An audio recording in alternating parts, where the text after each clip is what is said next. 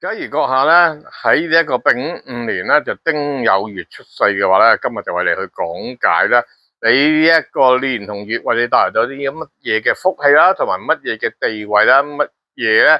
嘅特質咧喺你嘅人生之中，亦都係代表咗咧你嘅福啦、你嘅祿啦各樣嘢咧得以可以咧喺你嘅身上點樣去發揮喎。如果你嚟緊喺呢一個丙午年啦，即係今年呢個赤馬年啦。呢一個丁酉月，即係9月7號呢一個8路之後出世嘅朋友嘅話，即係你嘅預產期咧，就喺呢一個9月7號啦，至到咧就係呢一個10月7號之間嘅話咧，呢一段內容咧，對於你亦都非常之有關係，因為直接亦都話到俾你聽咧，你呢一位將會出世嘅仔仔或者女女，有啲乜嘢嘅性格同特質，無論咧你係60年前已經出咗世啊，定係咧今時今日嚟緊準備出生嘅小朋友。呢一個內容對於你都非常之重要喎，所以記得睇晒呢一個 video 啦。假如閣下第一次入嚟嘅話咧，記得就訂閱咗我嘅 channel 啦，同埋幫手去分享呢個 video 咧，俾更加多人去認識啦。因為我呢個 video 入面咧，呢個 channel 入面咧有好多嘅空間，亦都會為閣下咧可以贈言咧，了解自己嘅生命嘅價值，為自己提升改寫你自己嘅人生劇本咯。你睇完呢個 video 覺得幫到你嘅話，咁啊俾個 like 同埋留言，你學習到地方啦。最重要都係再次提翻訂閱同埋分享俾其他嘅朋友啦。假如咧你係呢個丙午年咧就丁酉月出世嘅話咧，呢一啲朋友不論你男與女咧，第一件事咧，你會好容易咧就吸引咧就係咧好多人咧嗰啲小人啊，嗰啲咧中意口舌是非啊、挑撥離間嘅人咧，就圍繞住喺自己身邊。喺你哋天生嘅性格入面就非常之着重咧，我可唔可以有掌控性？可唔可以咧對於我有幾多利益同埋幫助？可能你會覺得跟住你咁樣講係咪一個人即係呢啲咧丙午年啦、丁酉月出世嘅人咧係功利嘅嗱？其實係㗎，但係呢個功利你唔使咁擔心，功利係好重要㗎。如果你都唔識得愛錫自己，你都唔識得以自己嘅利益去行先嘅話，咁其實你做緊呢個義工又有咩分別咧？明唔明白啊？丙火出生於喺呢個酉月，丁火亦都出生於喺呢個酉月5日。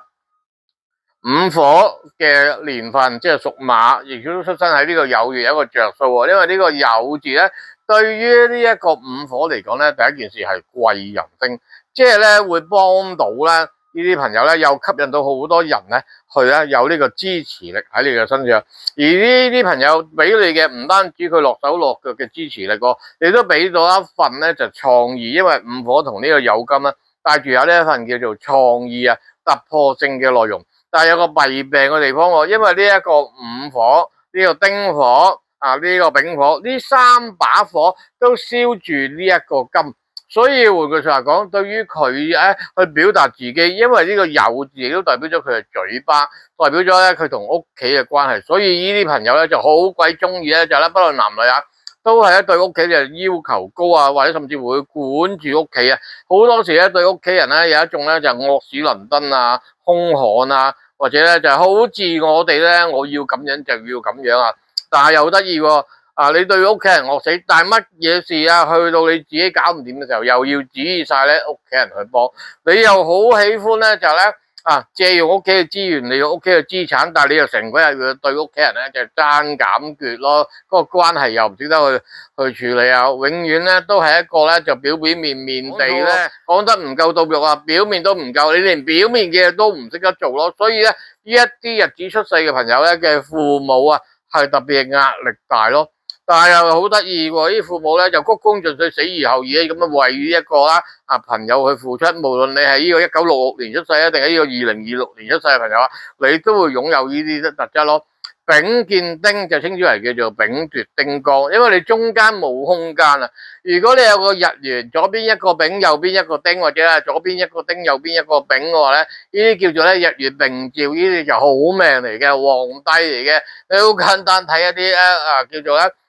宗教性嘅話都，無論係道教定佛教都好啦，都好多時就講緊啦呢一個神像入面一邊就日，一邊係月啊嘛，咁丙火就為日啊嘛，丁火就為月啊嘛。所以換句話講，佢會有一個高高在上嘅叫做咧自我膨脹嘅特質，當自己係神，當自己係菩薩，當自己係創造者。當自己創造者係冇問題嘅，人嚟輪迴喺世上，亦都係為自己去創造一啲唔同嘅體驗。但係最重要一樣嘢，你呢種當自己係高高在上嘅話，令到其他人同你一齊嘅關係啊，或者生活咧，就會有一個影響，因為你俾唔俾到價值人，為唔為到別人去創造到一啲條件咧？呢個就關鍵，你係乜嘢日，係乜嘢時辰啦。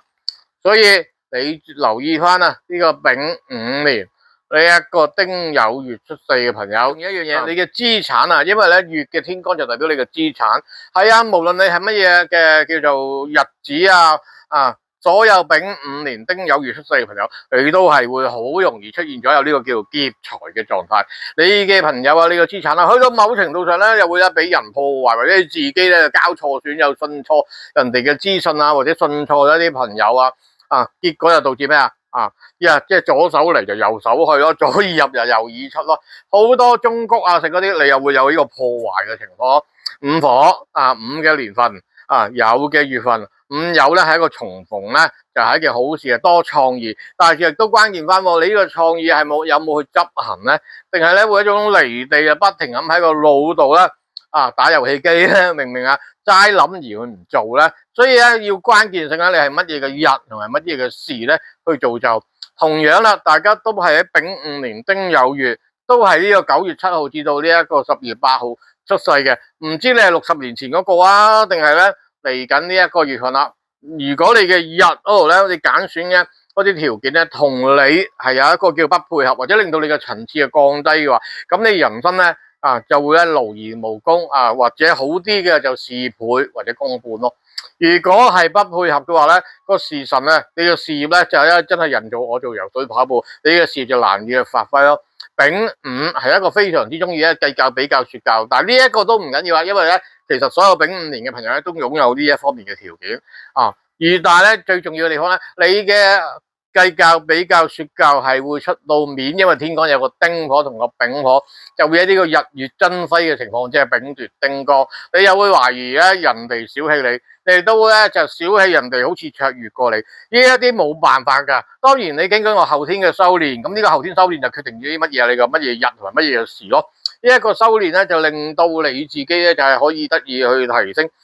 我要計較，我要說教，我要比較，但係呢一個係你與生俱來嘅反應。點樣可以訓練到有第二反應咧？都係講翻睇個日啦，睇個時咯。丙午嘅立音咧就屬水，丁酉嘅立音就屬火。即係換句說話講，你永遠係搞唔清楚智慧同呢一個啦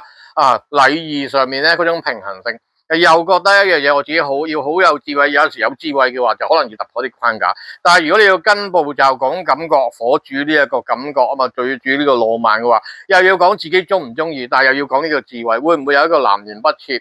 呢個情況？咁你嘅日、你嘅時有個立音，有冇木去處理咧？你大運又幾時會遇到咧？你嘅命宮、身宮、拖元、拖息係啲乜嘢咧？因為你嘅命宮同身宮永遠係決定咗係你乜嘢嘅時辰出世，所以你識得掌握自己嘅時辰嘅話，你就可以擁有唔同嘅元素去平衡自己。講多一個秘密俾大家知啦，研究咁多年嘅八字，亦都睇咗好多古八字入面咧，講過一個好重要嘅內容。如果咧你個年月日時，再加埋咧你嘅命宮或者你嘅身宮或者你嘅拖元，是但一個後面好正啦，3個其中有一個連埋你嗰個原生呢4處出現咗有齊呢個五行金木水火土嘅話咧，你起碼都係出將入相噶，起碼做到3品官以上噶。如果咧用咧香港嘅嗰種官員制度嘅話咧，你已經係一個部門首長啊，即係已經係去到咧就係呢一個啦3品官以上嘅職級嚟噶啦。咁你有冇呢個能力做到咧？你可唔可以去設計到呢一個生命有呢啲事情發生咧？咁如果你順其自然嘅話，咁冇辦法噶啦，你嘅下一代就會順其自然咧，按住佢嘅福氣嚟去行。但係如果你願意咧去為自己去改寫嘅話，咁當然如果60年前已經出咗世嘅朋友，你唯一改寫嘅方法就只有去靠呢個電話數字啦，你嘅姓名啦，或者每年咧透過唔同風水。但係如果未出世嘅朋友咧，你可以透過重新去為自己揀一個日子同埋咧揀一個時辰啦，去開刀為呢一個小朋友或者呢個小妹妹去揀一個好嘅日子、好嘅時辰，令到佢出世咯。即隨尊便啦，我唔知道你現在係啲乜嘢嘅年歲未出世啊，定係60歲以上啦？咁你真係好想知道嘅，可以將你嘅八字留喺下面嘅留言啦 ，Ken Sir 會為你講解，或者好直接一樣嘢，Ken Sir 你可唔可以幫我揀日子？咁你私底下再聯絡我，我同你了解翻你所有嘅情況，亦都話俾你知點樣可以為你去做到呢一個跟進，達到你要嘅效果？設計一個命格，設計乜嘢日乜嘢時，亦都要佢定到你想呢一個命格將來行啲乜嘢嘅元素，亦都好重要一樣嘢，我必須要參考翻爹哋同媽咪佢嘅八字擁有啲咩能量層次咯。明唔明白？你擁有啲乜嘢嘅能量層次，即係擁有啲乜嘢嘅思維，點去造就呢一個生命咯？所以Ken Sir算八字唔係就咁日論命嘅。仲有提醒大家，如果你嚟緊想為自己嘅下一代咧嘅小朋友去造就一個好嘅日子、好嘅八字，有呢個高能量、高層次、高思維去發揮自己，有一個尖子聰明伶俐、讀書、事業關係健康都在於掌握嘅話咧，一定咧係離唔開咧去揀選日子，甚至乎你擁有呢一個家族嘅傳承將你嘅事業可以傳俾你下一代咧，去幫你叫做接班，繼續繁衍延伸嘅話咧。咁好簡單，都係一樣嘢，你聯絡翻 Ken Sir 啦，片尾有我嘅聯絡方法，下個 video 再為大家講解呢一個年份同月份嘅組合有啲乜嘢嘅事情幫大家可以成就你自己，成就你嘅下一代啦。下個 video 再同大家講其他資訊，拜拜。